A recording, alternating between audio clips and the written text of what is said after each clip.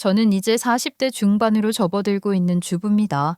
초등학생 아이들을 키우느라 정신없이 살고 있는 요즘 제 정신머리를 쏙 빼놓는 일이 생기게 되어 이렇게 찾아와 사연을 남기게 됐네요.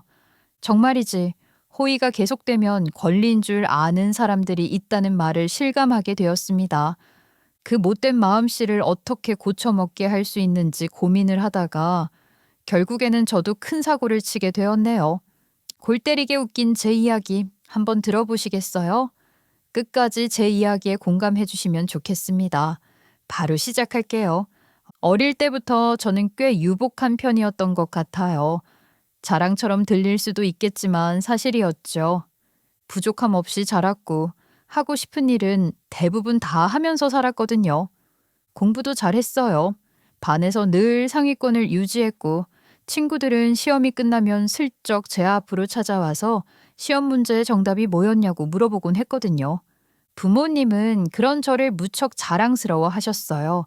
덕분에 저는 언제나 든든한 지원을 받으며 지냈죠. 그런데 부모님은 단순히 성적만을 강조하신 분들이 아니셨어요.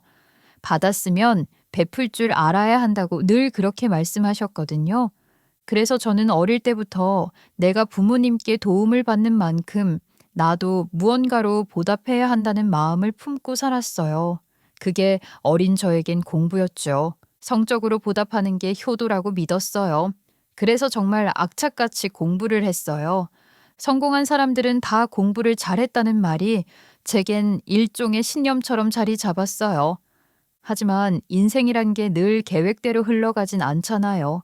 고등학교 2학년이 되던 해, 제 마음을 완전히 빼앗아간 존재가 생겼어요. 바로 아이돌 가수였죠. 딱 그 나이대에 빠질 법한 일 아니겠어요? 처음엔 그냥 노래가 좋아서 듣기 시작했는데 어느새 무대 하나하나를 챙겨보는 열성 팬이 돼버렸어요. 하이라이트 영상을 찾아보느라 새벽을 넘긴 날도 있었고 인터뷰나 예능에 나온 걸 찾아본다고 시간을 허투루 쓸 때가 많았어요. 당연히 저의 성적은 눈에 띄게 떨어지고 말았습니다.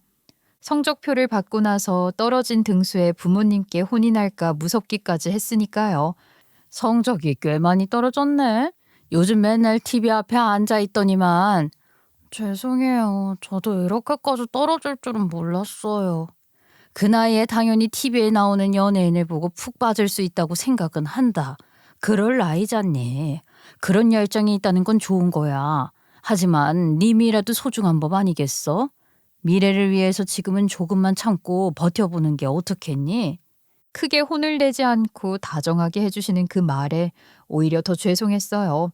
좋아하는 연예인 한 명 때문에 제 공부가 흔들렸다는 게 부모님께 죄를 지은 것처럼 느껴졌어요. 그때 저는 마음속으로 다짐했어요. 다시는 흐트러지지 말자. 아이돌은 대학 가서도 충분히 좋아할 수 있다. 지금은 공부할 때다. 그렇게 저는 다시 펜을 잡았어요. 새벽 2시까지 불을 켜놓고 문제집을 풀고 틀린 문제는 노트에 따로 정리했어요. 학교 자습실이 닫히는 밤 10시가 되면 친구들이 하나둘 집에 갈 때까지도 저는 혼자 남아 있었어요. 물론 쉽진 않았죠. 방송에서 아이돌의 새 앨범이 나왔다느니 콘서트 예매가 열렸다느니 하는 소식이 끊이지 않았거든요. 그리고 결국 해냈어요. 모든 것을 닫아버리고 악착같이 공부를 한 결과 저는 당당하게 원하던 대학에 입학을 할 수 있었거든요. 사실 저는 대학에 가면 꼭 해보고 싶은 일들이 있었어요. 그중 하나가 바로 제가 한때 그렇게 좋아했던 아이돌 가수의 콘서트를 직접 보러 가는 거였지요. 수능 끝나면 팬미팅도 가고 음악방송 현장에도 따라다니겠다고 다짐했었어요. 그런데 막상 대학생이 되고 보니 세상에 할 수 있는 일이 너무 많더라고요. 새로운 친구들, 수많은 동아리, 축제, 과제, 모임, 하루하루가 정신없이 흘러갔어요. 자연스럽게 아이돌에 대한 관심도 조금씩 희미해졌죠. 물론 그들의 노래를 들으면 여전히 설레긴 했어요. 하지만 그 시절처럼 모든 걸 잊고 빠져들 정도는 아니었어요. 이번 주에도 고삐 풀리게 다들 실컷 술로 달려보는 거야. 알지? 당연하지. 이번 주에도 학교 앞에 있는 아줌마네 호프집 가서 달릴 거지?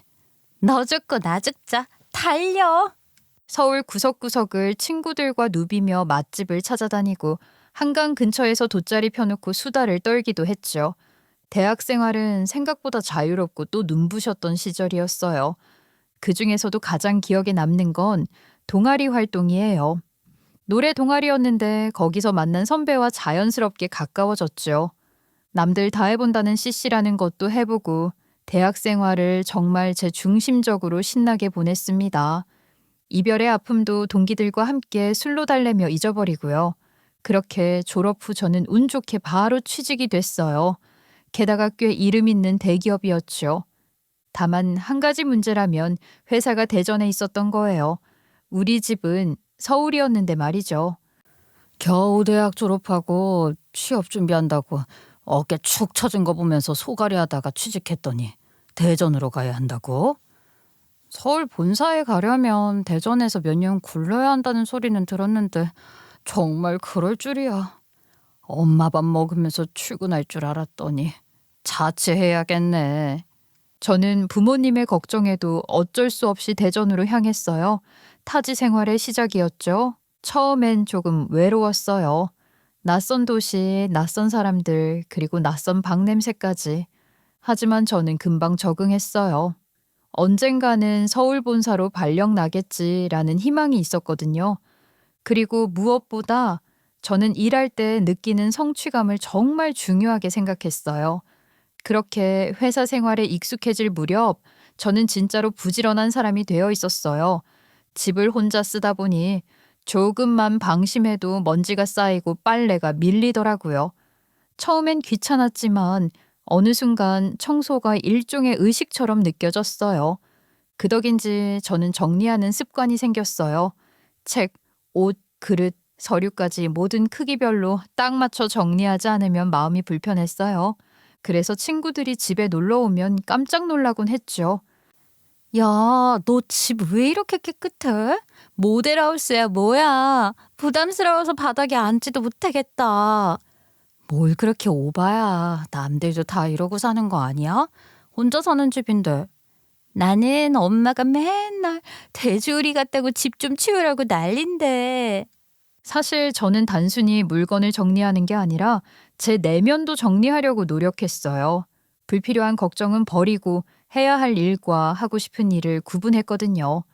가끔은 외로움이 몰려올 때도 있었지만 그럴 땐 서울에서 걱정을 하고 계실 우리 부모님의 얼굴을 생각하면 다시 씩씩하게 힘을 낼 수 있었어요. 저는 내보이지 않아도 될 감정을 전부 정리하고 일에 집중을 했죠. 그러다 보니 회사에서는 자연스럽게 저를 철의 여인이라고 부르기 시작했어요. 일도 척척 잘하고 책상 위 서류 하나 흐트러지는 걸 못 봤거든요. 보고서 제출기한은 절대 넘기는 법이 없었고 상사가 부탁한 일은 늘 완벽하게 마무리했거든요. 상사들에게는 무한한 예쁨을 받았지만 동기들 사이에서는 살짝 저를 어려워하거나 배척하는 느낌도 있긴 했죠.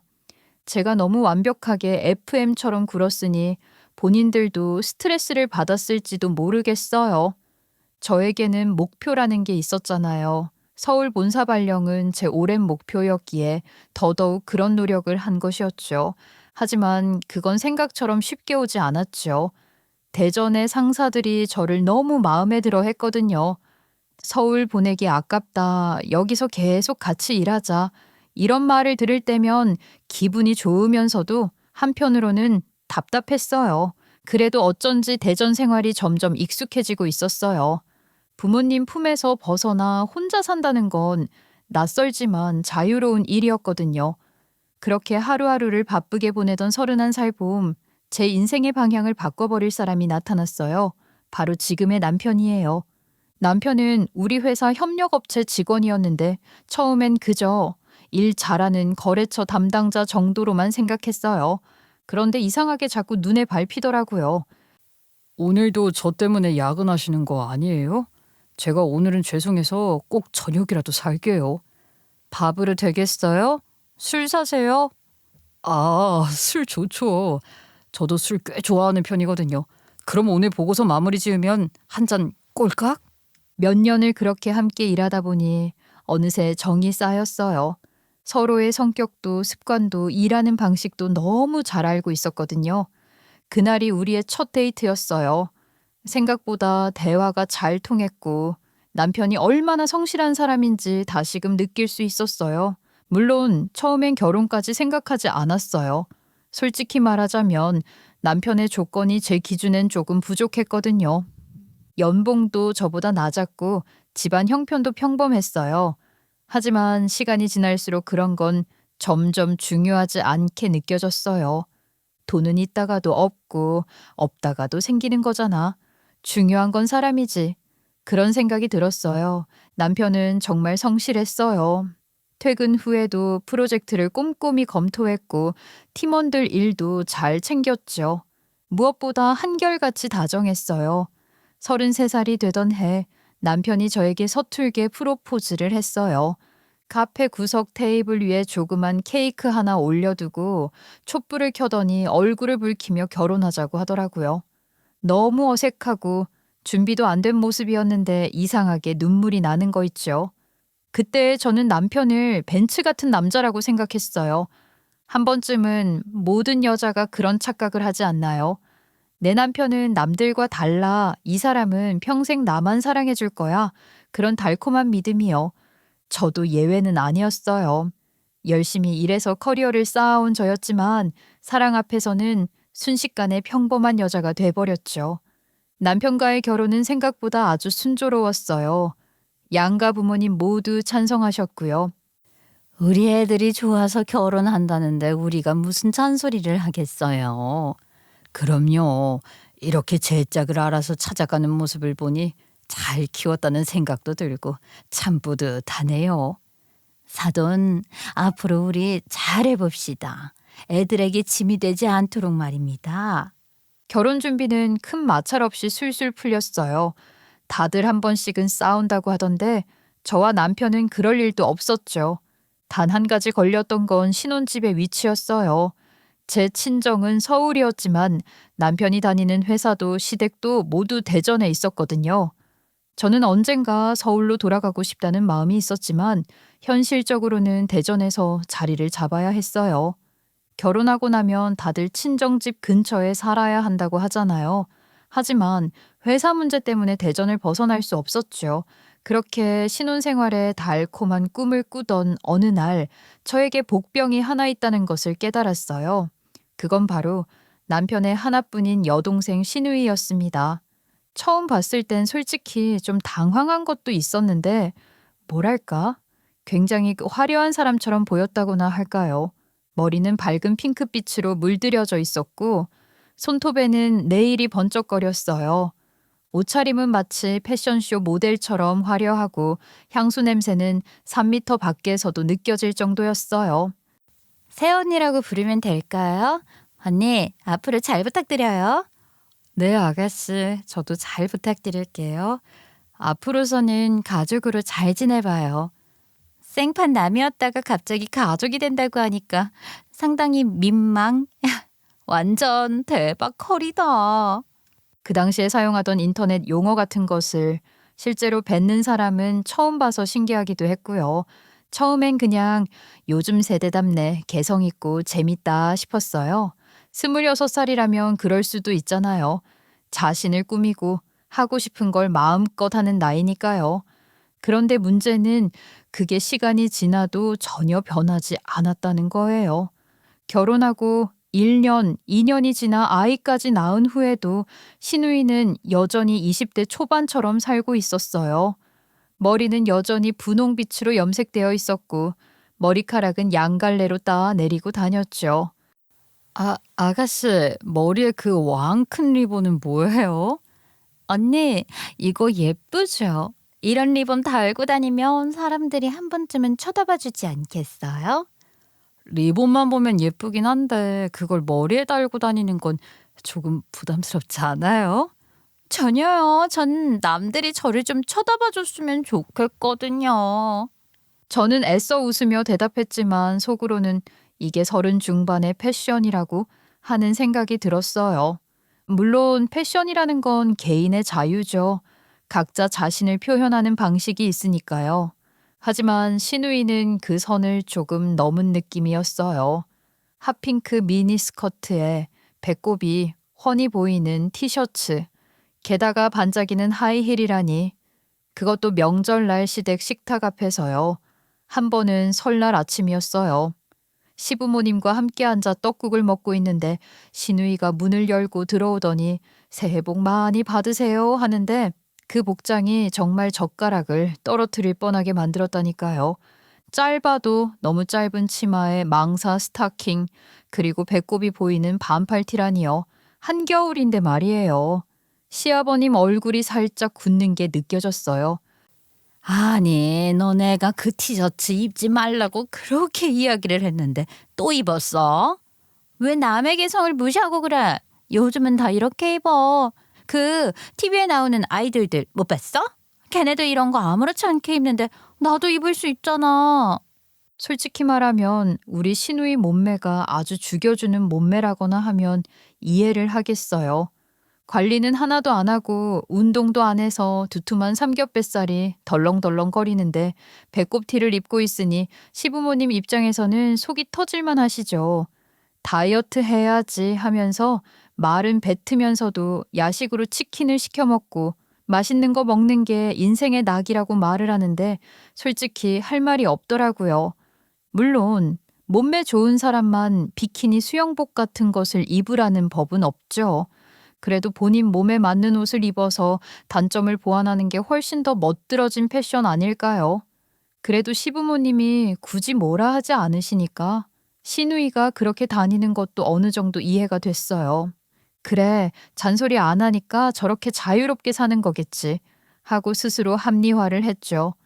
그러다 첫째를 낳고 정신없이 육아에 매달리다가 37살에 둘째를 가지게 됐어요.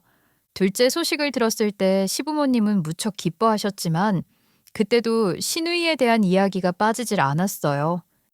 에휴, 우리 딸은 도대체 언제 정신을 차리려나.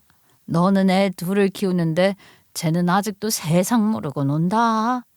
아가씨라고 놀고 싶어서 놀겠어요. 요즘 취직이 쉽지 않잖아요. 아가씨도 다 생각이 있겠죠. 조금만 더 기다려봐요, 어머님. 저는 은근히 시누이의 편을 들어주기도 했죠. 물론 답답하긴 했지만 시누이 입장에선 얼마나 더 답답하겠어요. 저는 시누이가 안 하는 게 아니라 못하는 거라고 생각했는데 시간이 지나면서 그런 생각도 점차 바뀌게 되었죠. 시누이가 30이 넘도록 직장을 다닌다는 말을 제대로 들어본 적이 없었거든요. 처음엔 그저 인생의 방향을 못 찾은 거겠거니 했고 저는 일부러 자격증 시험 정보를 찾아서 보내주기도 하고 우리 회사에서 계약직을 모집한다는 소식이 들리면 시누이한테 지원 한번 해보라고 조심스레 말을 건넸어요.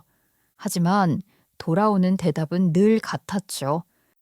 언니, 저 그런 일 안 맞아요. 나한테 어울리는 걸 하고 싶어요. 그 말에 저는 속으로 그럼 도대체 뭐가 어울린다는 거냐고 한숨을 쉬었지만 겉으론 웃으면서 넘어갔죠. 제 눈치를 살피던 시부모님도 시누이한테 잔소리를 하긴 했지만 시누이는 적반하장이었어요. 언제까지 엄마한테 10만 원만 하면서 용돈 타고 지낼 거야. 30이 넘었는데 뭐라도 해야지. 엄마 아빠 늙는 건 안 보여? 왜 나한테만 그래? 나도 하고 싶은 일 찾으면 일할 거야. 아직 내가 뭘 잘하는지 모르는데 어떻게 해? 노력이라도 해봤어? 노력을 해보고 그런 소리를 해야 할 거 아니니? 언제까지 그렇게 밖에 싸돌아다니기만 할 거야? 엄마는 내 마음도 몰라. 딸의 마음은 엄마가 제일 잘 아는 거라는데 엄마는 왜 그래? 이러니 사이가 좋을 리가 없었죠. 결국 시부모님과 시누이는 사소한 일로도 자주 싸웠어요. 그럴 때마다 저는 남편에게 중재를 하면 어떻겠냐고 말을 했지만 남편은 더 천하태평이더라고요. 시누이가 어릴 때 크게 아픈 적이 있어서 몇 달을 병원에서 살았었다고, 그래서 아픈 손가락이라 잔소리도 하고 싶지 않다고 했죠. 그게 정말 시누이를 위한 방향일까 싶었지만 제가 나섰다가는 더 피바람이 불 수도 있으니 저는 가운데서 어쩌지도 못하고 가만히 있었죠. 그러다가 사건이라고나 할까요? 저희 둘째 돌잔칫날 일이 터지고 말았어요. 그날은 정말 많은 친척들이 모였어요. 저희 가족은 단정한 복장으로 행사장을 채웠고 저는 드레스 대신 한복을 곱게 차려 입었죠. 그런데 문이 열리더니 모두의 시선이 한 곳으로 쏠렸어요. 신우이가 등장한 거예요. 가죽 핫팬츠에 은색 징이 박혀 있었고 위에는 반짝이는 배꼽티를 입고 있었어요. 정말 락 페스티벌이라도 가는 줄 알았어요. 머리는 또다시 핑크빛이었고 짙은 스모키 화장에 어울리지도 않는 미키마우스 머리띠까지 진짜 돌아버리는 줄 알았다니까요. 순간 사람들의 시선이 몰리면서 돌잔치 장례가 조용해졌죠. 시아버지는 입을 떡 벌리셨고 시어머니는 시아버지 눈치를 보면서 애가 좀 화려하게 입었네 하셨는데 그건 화려함 수준이 아니었습니다. 정말 삐에로 옆에 있는 일행 같았다고요. 너 옷이 이게 뭐냐? 당장 가서 갈아입고 와. 조카 돌잔치에 생일 축하하러 온 건데 의상이 무슨 상관이야? 이 옷이야말로 나를 보여줄 수 있는 옷이라고. 그날 이후로 저는 신우이에 대해 마음을 조금 놓았어요. 아니, 포기했다고 하는 게 맞을지도 몰라요. 자기 하고 싶은 대로 사는 게 인생의 낙인 사람이구나. 그걸 깨닫고 나니 굳이 잘해보려고 애쓸 필요가 없었어요. 물론 그렇게 거리를 두었다고 해서 속이 편한 건 아니었어요. 30 중반이 된 신우이는 여전히 정신을 못 차렸어요. 직장은커녕 여전히 부모님께 손을 벌리고 있었죠. 더 답답한 건 남편이 가끔 신우이에게 용돈을 줬다는 거예요. 다 큰 동생한테 무슨 용돈을 그렇게나 주는 건지 잔소리를 해도 남편은 한 귀로 듣고 한 귀로 흘렸어요. 물론 우리 부모님은 이런 사실을 전혀 모르셨어요. 괜히 그런 얘기 했다가 부모님이 걱정하실까봐 입을 다물었죠. 둘째, 돌잔치 때 신우이의 그 독특한 옷차림을 본 우리 부모님이 살짝 놀란 얼굴을 하시긴 했지만 제가 나름 변명을 잘 했거든요. 신우이의 철없는 행동이 눈에 거슬리긴 해도 저와 직접 부딪히는 일은 없었으니까요. 하지만 속으론 솔직히 피곤했어요. 저도 나름 신우이 잘 되라고 자격증 정보부터 취직 자문까지 다 해줬거든요. 그런데 신우이는 고개를 끄덕이면서도 결국 아무것도 하지 않았어요. 그래도 신우이가 조금은 정신을 차린 건가 하고 느낀 건 언제부턴가 면접이라는 것을 본다는 이야기를 하더라고요. 물론 뭐 그게 사실인지 아닌지는 모르겠지만 면접을 보러 부산에 간다, 서울에 간다 하면서 차비를 조금 챙겨달라고 말을 하는데 그 말을 듣고 어떻게 차비를 안 챙겨줄 수 있겠어요. 처음엔 진심으로 응원했어요. 아무리 힘들어도 노력하는 모습은 예쁘니까요. 그저 본인도 스트레스 많이 받겠지 하며 이해하려고 애썼죠. 그런데 문제는 그 신우이의 스트레스 해소법이 우리 가게에 타격을 주기 시작한 거예요. 신우이가 돈을 제대로 벌지 못하니 자연스럽게 남편에게 손을 벌렸어요. 처음엔 가끔 용돈을 받아가는 수준이었는데 그 횟수가 점점 늘어나더라고요. 사실 우리도 여유롭지 않았어요. 아이 둘을 키우다 보니 돈이 물처럼 새어나갔어요. 둘째가 태어나면서부터 생활비가 확 늘었고 첫째가 초등학교에 입학하자마자 현실이 확 와닿았어요. 초등학교는 생각보다 너무 일찍 끝나더라고요. 오후 1시, 2시면 집에 와버리니까 도무지 맞벌이 부부인 우리가 감당이 안 됐어요. 애를 혼자 둘 수 없으니까 자연스럽게 학원 뺑뺑이를 돌리기 시작했고 학원비만 해도 진짜 장난이 아니더라고요. 그런데 남편은 여전히 신우이에게 용돈을 주고 있었어요. 여보, 언제까지 아가씨한테 용돈 쥐어줄 거야?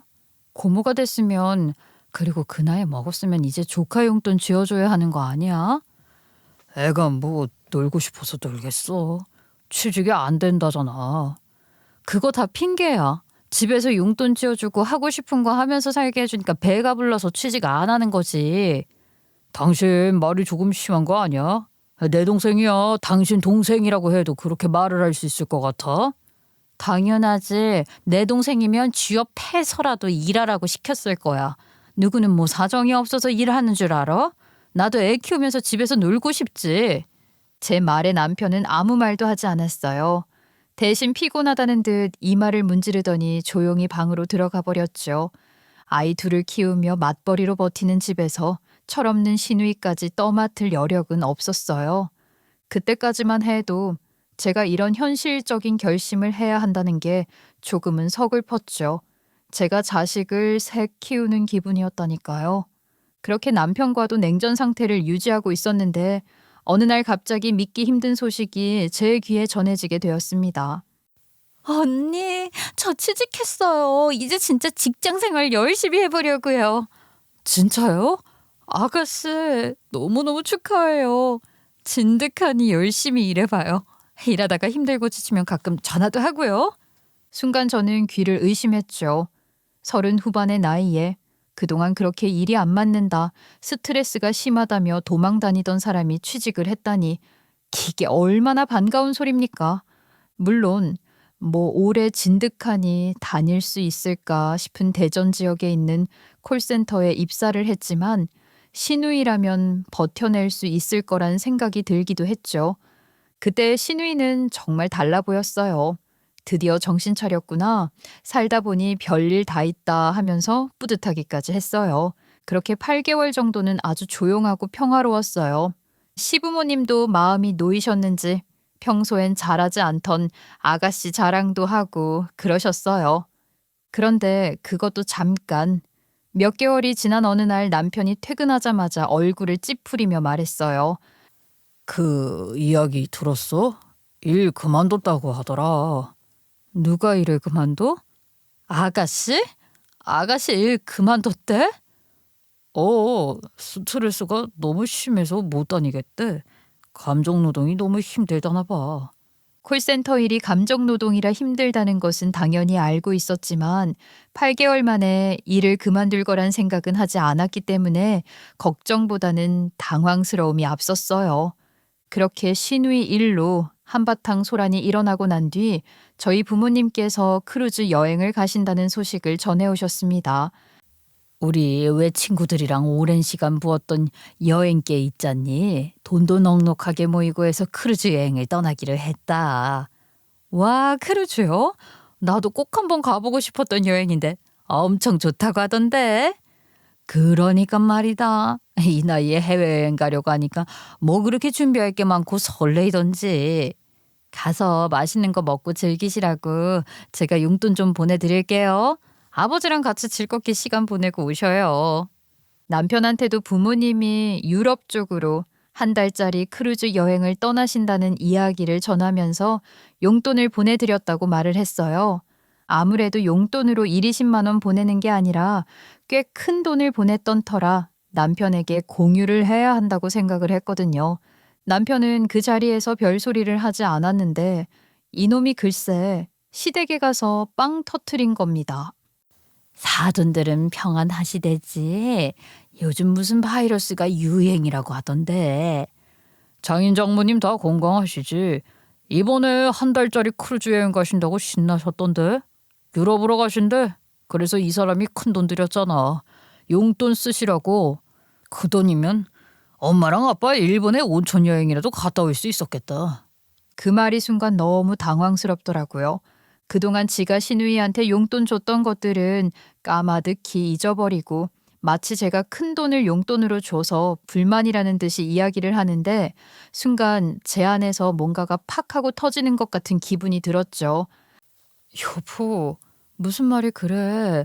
내가 뭐 용돈을 그동안 쭉 드렸던 것도 아니고 부모님 유럽 여행 가신다는데 그 정도 용돈도 못 드려? 아니 누가 뭐래? 그냥 그렇다는 거지. 우리 엄마 아빠는 가까운 나라도 한 번 못 가봤으니까. 당신이 아가씨한테 용돈 보내줬던 거 모았으면 유럽 여행도 보내드렸겠다. 뭐? 또 그 이야기를 들먹거리는 거야? 맞잖아. 당신이 보내드리면 되지. 내 돈으로 내 부모님한테 용돈 드린 게 뭐가 문제인데. 당신 돈 쓴 것도 아닌데 그렇게 따지면 당신도 우리 부모님한테 용돈 드린 적 없잖아. 지금 여기서 뭐 싸우자는 거야? 당신이 먼저 시비 걸었다고는 생각 안 해?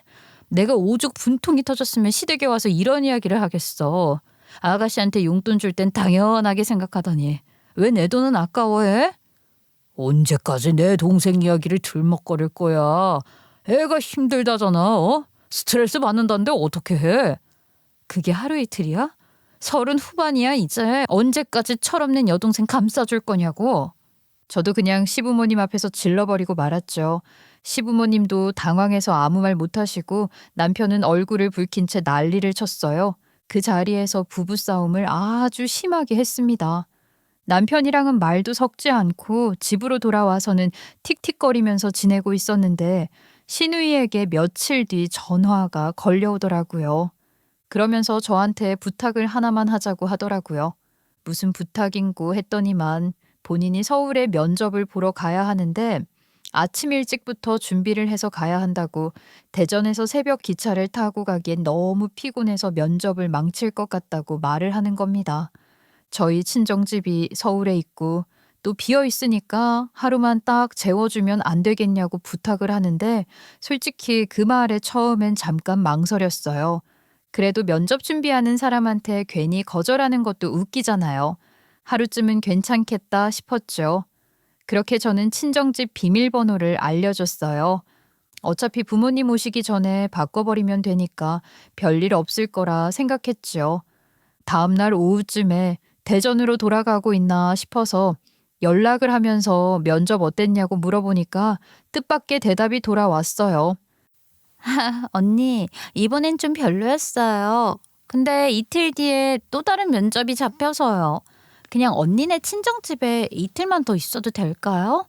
저 진짜 꼭 취직해야 하는 거 알잖아요. 부탁해요, 언니. 이틀이나 더요? 우리 집이 아니라서 조금 그런데. 저 진짜 깨끗하게 쓸게요. 집안 식기들도 안 건드렸어요. 이틀만요. 네? 저는 간곡한 부탁에 알겠다고 했죠. 그런데 그 이틀이 문제였어요. 이틀 뒤에도 또 면접이 있다더니 그 다음 날엔 갑자기 면접 일정이 연기됐다며 며칠 더 있겠다는 거예요. 그렇게 하루 이틀 늘어나더니 어느새 보름이 되어버렸어요. 그제서야 뭔가 이상하다는 느낌이 들었죠. 이건 아니다 싶어서 직접 친정집으로 갔어요. 문을 열자마자 제 입에서 비명이 나올 뻔했어요. 집이 완전히 난장판이었거든요. 저는 멍하니 서 있다가 안방문을 열었어요.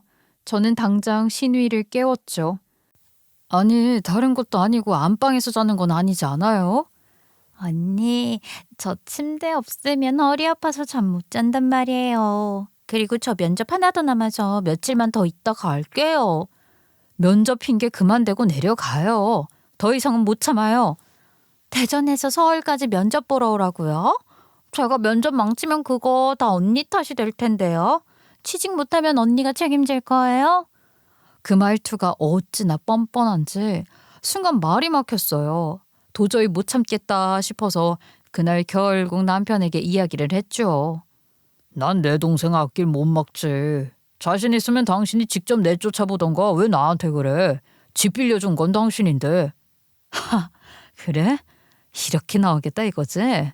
그래, 기대해. 내가 어떻게 하는지. 저는 그날 바로 계획을 실행하기로 마음을 먹었습니다. 시누이가 면접 핑계를 대고 친정집에 눌러붙은 게 단순한 게 아니라는 걸요. 면접이 한두 번쯤은 진짜 있었을 수도 있겠지요. 그건 말이 안 됐어요. 이를 꽉 깨물고 다음 날 바로 연차를 냈어요. 그리고 그 길로 친정집으로 향했죠. 친정집 문을 여는 순간 냄새부터가 달랐어요. 음식물 쓰레기 썩는 냄새, 배달 국물 흘린 자국, 방 안 가득한 먼지 냄새까지. 저희 부모님도 평소 얼마나 깔끔하게 사는 사람인데 그 깨끗했던 친정집이 완전히 쓰레기장이 돼 있었어요. 거실엔 각종 배달 용기와 플라스틱 컵이 수북했고 싱크대엔 그릇이 쌓이다 못해 넘쳐 흘렀죠. 심지어 부엌 한켠에는 버블티 빨대만 따로 쌓여 있었어요. 화를 꾹 참고 청소를 시작했어요. 그래도 집주인 딸로서 부모님 오시기 전에 원상복구는 시켜야 하잖아요. 그런데 청소를 하던 중 이상한 걸 발견했어요. 안방 구석 커튼 뒤쪽에 커다란 박스가 하나 있었어요. 한두 개도 아니고 앨범이 수십 장, 포스터는 돌돌 말려서 끈으로 묶여 있었고 반짝이는 응원봉이 4-5개, 무대 의상 같은 것도 걸려 있었어요. 그제야 모든 게 이해됐어요. 그건 다 거짓말이었던 거죠. 시누이는 서울까지 아이돌 덕질하러 올라온 거였던 거예요.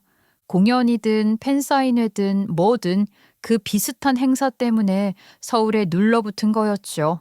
속으로 이를 갈며 그 굿즈들을 전부 까만 비닐봉지에 쓸어 담았어요. 하나하나 다 집어넣는데 손이 덜덜 떨릴 정도로 화가 나더라고요. 그날 신우이는 또 그 아이돌을 보러 간 건지 집에 없었어요. 잘 됐죠. 저는 집을 대충 정리한 뒤 그 비닐봉지를 차에 싣고 대전시댁으로 직행했어요. 평일 오전이라 남편은 회사에 있었고 시부모님만 집에 계셨어요. 아니, 아가야, 너 오늘 출근 안 했니? 이 시간에 여긴 웬일이야? 드릴 말씀이 있어서요. 그 전에 이거부터 확인하시겠어요?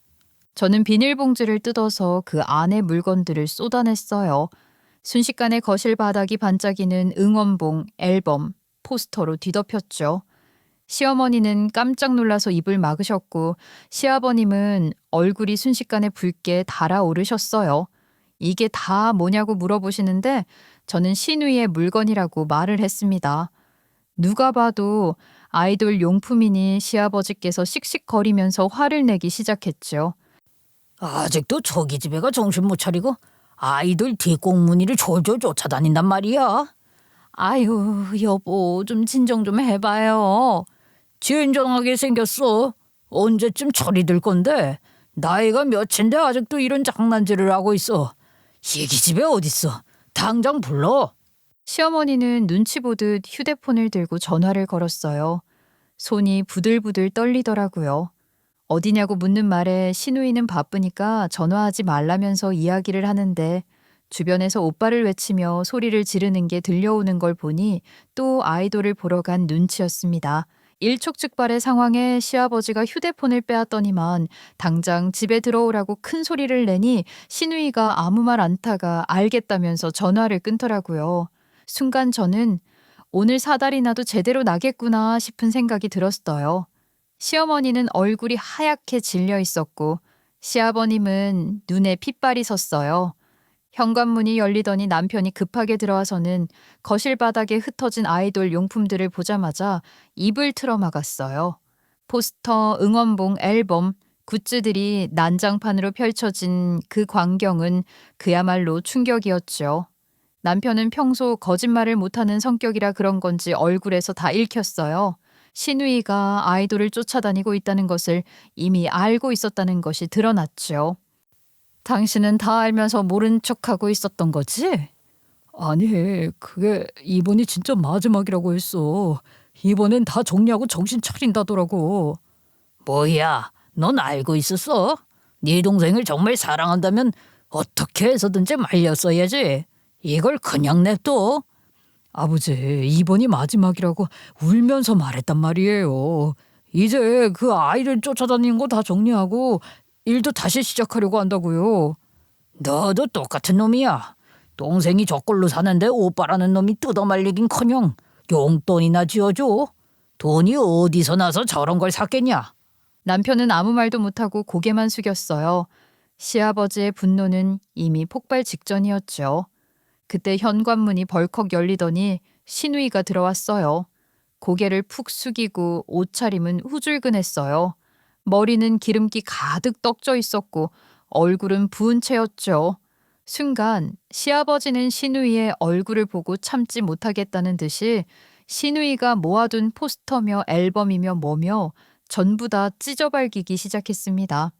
신우이는 놀라서 뛰쳐들어와서는 이게 얼마짜린데 찍고 있냐고 가만 냅두라고 난리를 쳤죠. 그 모습에 시아버지는 더 화가 난 사람처럼 던지고 부수고 난리를 치셨어요. 신우이는 엉엉 울기까지 하더라고요. 뭘 잘했다고 울어. 네 나이가 몇인데 아직도 이런 짓을 하고 다니는 거야. 정신 안 차릴 거야, 어? 아빠, 이게 다 얼마짜린데?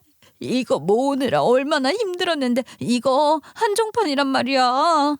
너 또 머리 빡빡 밀려서 집에 숨어 있고 싶어서 그래. 도대체 예전 생각은 못하고 왜 이런 짓을 하는 거야? 들어보니까 신우이가 고등학생 때도 아이돌 가수한테 빠져서 학교도 안 가고 서울에 올라가 아이돌 숙소 앞에서 며칠 밤을 지새우고 노숙자처럼 행동을 한 적이 있었대요. 보다 못한 시아버지가 신우이를 찾아서 대전으로 끌고 내려와 고등학생인 신우의 머리를 빡빡 밀어버렸다는 겁니다. 그 바람에 신우이는 한동안 집 밖을 나가지 못했었대요. 그런 꼴을 당한 뒤에도 여전히 이런 일을 하고 있는 신우이가 한편으로는 대단해 보이기까지 했죠. 제가 가만히 팔짱을 끼고 보고 있으니 눈물 범벅이 된 신우이가 저를 확 째려보면서 소리를 치는 겁니다. 언니가 일렀어요? 어떻게 그럴 수가 있어요? 그럼 우리 부모님 집을 개판으로 만들어 놨는데 내가 그냥 그렇구나 하고 넘어가야 해요? 내가 말했죠. 당장 대전으로 내려가라고. 며칠만 더 있겠다고 했잖아요. 사돈 어른이 오신 것도 아닌데 왜 그렇게 야박하게 굴어요? 야박? 남의 집을 쓰레기장으로 만들어두고 우리 부모님 침대를 떡하니 차지해놓고 나보고 야박이라고요? 이건 다 어떻게 찾은 거예요? 내가 숨겨놨는데 집을 뒤지기라도 했어요, 도둑처럼? 도둑이요? 거기는 제 친정집이에요. 내 부모님 집이요. 아가씨가 무단으로 들어가서 눌러앉은 거예요. 내가 뒤진 게 아니라 아가씨가 남의 집을 점령한 거죠. 이게 지금 반성해도 모자랄 판에 어디서 큰 소리야. 가족이니까 네 새언니도 그냥 넘어가 준 거지. 남이었으면 경찰 불러서 쫓아냈어. 어디 네 오빠까지 망신을 시켜. 거실 공기가 싸늘하게 식었어요. 시어머니는 눈물을 훔쳤고 남편은 고개를 숙인 채 아무 말도 못했어요. 시아버지만이 제 마음을 속속들이 알고 있는 기분이었지요. 솔직히 시아버지가 이렇게 격렬하게 제 편을 들어주실 거라고는 생각하지 못했어요. 저는 신우이에게 제대로 말을 했죠. 하도 우리 친정집을 더럽혀놔서 청소하다가 발견을 하게 된 거라고요. 그리고 애초에 면접을 보러 간 것 자체가 거짓말 아니었냐고 하니까 신우이는 금방 꿀먹은 벙어리가 됐죠. 제가 요목조목 따지니까 신우이도 할 말이 없는지 입을 다물고 눈알만 굴리는데 대구르르 소리가 들리는 듯 했다니까요. 솔직히 처음에는 진짜 면접 보러 간 줄 알았죠. 그런데요, 저도 SNS 잘 안 하는 사람인데 회사에서 업무 때문에 트렌드 확인하려고 들어갔다가 친구 추천 리스트에 아가씨 계정이 뜨더라고요. 이름이 다르긴 했는데 프로필 사진 속 손톱이 딱 눈에 익었어요. 아가씨가 평소에 워낙 화려한 네일을 하고 다니니까 아가씨가 맞구나 싶었죠. 제 SNS 사진 보고 아이들 쫓아다니려고 서울 간 건 알았던 거예요? 누가 봐도 직접 찾아가서 찍은 사진이던데 모를 수가 있겠어요? 이 미친년이 너 이러려고 일을 그만둔 거냐? 면접 보러 간다고 사람들을 속이고 그 와중에 남의 집에 기어들어가서 이 꼴을 만들고. 미친년이라니, 아빠 말이 너무 심한 거 아니야? 심하긴 뭐가 심해. 이건 중독이야, 중독. 이번엔 머리 빡빡 미는 걸로 끝내지 않는다. 아주 정신병원에 입원시켜야겠어. 그 말에 신우이가 사태의 심각성을 제대로 깨달은 거죠. 갑자기 잘못했다고, 죄송하다고 무릎 꿇고 빌기 시작했어요. 시아버지는 일 그만둔 것도 아이돌 가수 쫓아다니느라 그런 거 아니었냐고 화를 냈고, 신우이는 그건 절대 아니라고 변명을 했지만 저는 솔직히 90%는 맞다고 생각했어요. 그런데 여기서 신우이가 겁에 질려서 하지 않아도 될 말을 한 겁니다. 오빠한테 받은 용돈으로 아이돌 덕질을 한 것이 아니었다고 변명을 하는 와중에 지가 8개월 동안 콜센터에서 벌었던 돈을 탈탈 털어서 덕질을 한 것이었다고 밝힌 거죠. 그 말에 시어머니가 화를 내시는 겁니다. 너 그럼 나한테 적금 든다고 돈 버는 동안 돈 모으고 싶다고 야금야금 용돈 타간 거 그거 다 거짓말이라는 거야? 모아둔 돈은 그러면 하나도 없는 거야? 그게 말이야. 그게 아니라 나도 돈을 그러니까. 기가 막혀 정말. 그러니까 넌 8개월 동안 일해서 번 돈은 죄다 아이돌 쫓아다니는 데 쓰고 생활비는 나한테 받아갔다는 거네. 시어머니까지 신우이의 편을 들지 않자 신우이는 정말 고개를 푹 숙인 뒤 죄송하다는 말만 수없이 뱉어냈습니다. 시아버지께서는 죄송하다는 말로 될 일이 아니라고 온 가족을 속인 것도 모자라 사돈에게 면목도 없는 짓을 한 거라고 쏘아붙이셨어요. 남의 집을 숙소 삼아서 이런 미친 짓을 했다고 화를 주체하지 못하셨죠. 당장 정신병원 알아보라는 말에 납작 엎드린 시누이는 두 손이 발이 되게 빌었습니다. 시아버지는 강경해 보였어요. 약으로는 고쳐질 병이 아니라고 어디 가둬놔야 사람 될 거라고요. 정작 저희 친정집을 더럽게 쓴 것에 대한 보상은 못 받았잖아요. 저는 조용히 가방에서 종이 한 장을 꺼내 남편 앞에 내밀었죠. 아이 참, 지금 타이밍에 뭘 주는 거야? 이게 뭔데? 뭐긴 뭐야. 손해배상 청구서지. 그 말에 남편 얼굴이 사색이 되었어요. 남편은 종이를 받아들고 멍하니 읽더니 얼굴이 점점 굳어졌습니다. 물론 그건 변호사가 작성한 공식 문서도 법적 효력 있는 서류도 아니었어요. 그냥 제가 직접 손으로 쓴 일종의 경고장이었죠. 하지만 그 종이 한 장이 주는 묘한 압박감은 꽤 컸던 모양이에요. 우리 친정집 아가씨 덕분에 난장판 된 거 이젠 알겠지? 보름 동안 거기 눌러 앉아서 얼마나 더럽혀놨는지 말도 못해. 사진 필요하면 내가 다 찍어놨으니까 보여줄게. 아무튼 그거 내가 다 직접 치웠단 말이야. 청소비, 소독비, 친구 교체비, 배달 쓰레기 처리비까지 다 계산했어. 꼭 이렇게까지 해야 해? 당신이 그랬잖아. 쫓아낼 자신 있으면 나가서 직접 해보라고. 그래서 내가 했어. 이제 결과를 수습할 차례 아니겠어? 그 말에 남편은 말문이 막힌 듯 아무 말도 못했어요. 솔직히 이 집구석에서 자기 편을 들어줄 사람은 남편밖에 없긴 했죠. 그래서 저는 쐐기를 박았습니다. 아, 이건 그냥 청구서가 아니라 숙박비 명세서? 남의 집에서 보름이나 머물렀으면 그 정도 예의는 지켜야지. 청소비와 침구 교체비, 세탁비, 그리고 숙박비까지 꽤 세세하게 적어놨거든요. 남편은 종이를 덮으며 가족끼리 이렇게까지 해야겠냐고, 어차피 빈집이었지 않냐고, 누가 피해본 것도 아닌데 이 정도로만 하고 넘어가자는 식으로 말을 하더라고요. 그 순간 그 말을 듣던 시아버지가 벌떡 일어나더니 남편의 머리를 탁 하고 갈기셨어요. 빈집?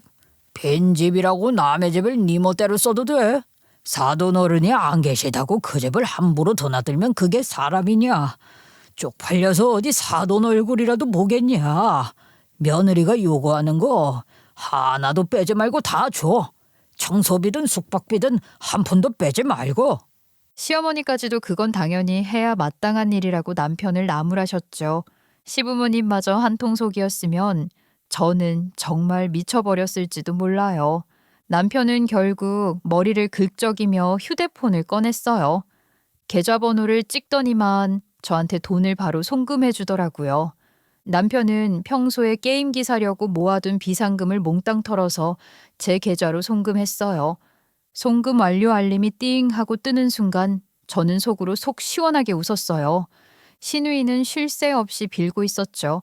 눈물 콧물 범벅이 된 시누이를 보면서 시아버지는 한숨 크게 쉬셨습니다. 이젠 아이도 마흔 코앞인데 조카들 보기에 부끄럽지도 않냐? 정신 차리고 살아라 이놈아.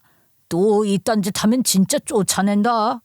시누이는 고개를 푹 숙였고 저는 팔짱을 낀 채 그 모습을 조용히 지켜봤어요. 시누이가 방으로 들어가더니 찢어진 아이돌 포스터와 굿즈들을 비닐봉지에 쌓아 담기 시작했어요. 시누이는 울면서 이게 다 얼마짜린데 하며 엉엉 울었죠. 하지만 그 울음이 이상하게 불쌍하지가 않았어요. 눈물은 흘리는데 그 속에 반성은 없었거든요. 그저 자기 세상이 무너졌다는 분노와 억울함이 섞인 울음이었죠. 그날 그 사건 이후로 남편의 태도가 눈에 띄게 달라졌어요. 말 한마디를 할 때마다 눈치를 살피고 제 표정이 조금만 굳어도 얼른 분위기를 바꾸려 애쓰더라고요. 그럴 만도 하죠. 시누이가 우리 친정집에서 보름 동안 어떤 짓을 했는지 내가 마음만 먹으면 우리 부모님께 전부 이야기할 수 있다는 걸 남편도 너무 잘 알고 있었으니까요. 그래서였을까. 어느 날 남편이 슬그머니 커피 한 잔을 들고 와서는 제 눈치를 보며 말을 꺼냈어요. 그 장인어른께 말씀드릴 건 아니지. 이제 다 정리했잖아. 아버지도 화 좀 풀리셨고. 아가씨가 또 무슨 짓을 할진 모르지. 그래서 말인데 진짜로 끝내고 싶으면 각서 하나 쓰자. 남편은 무슨 각서냐며 어리둥절했지만 저는 미리 준비한 각서를 남편에게 들이밀었죠. 그 내용은 간단했어요.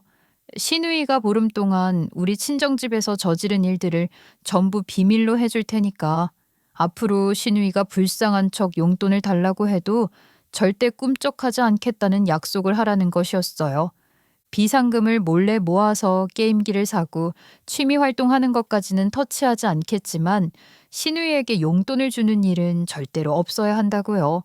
만약에 용돈을 준다고 하면 꼭 저에게 말을 하라고 했더니만 남편이 억울해하는 것 같으면서도 결국 각서에 사인을 하더라고요. 대가리 굴려봐야 답은 하나밖에 없다는 것을 알았겠죠.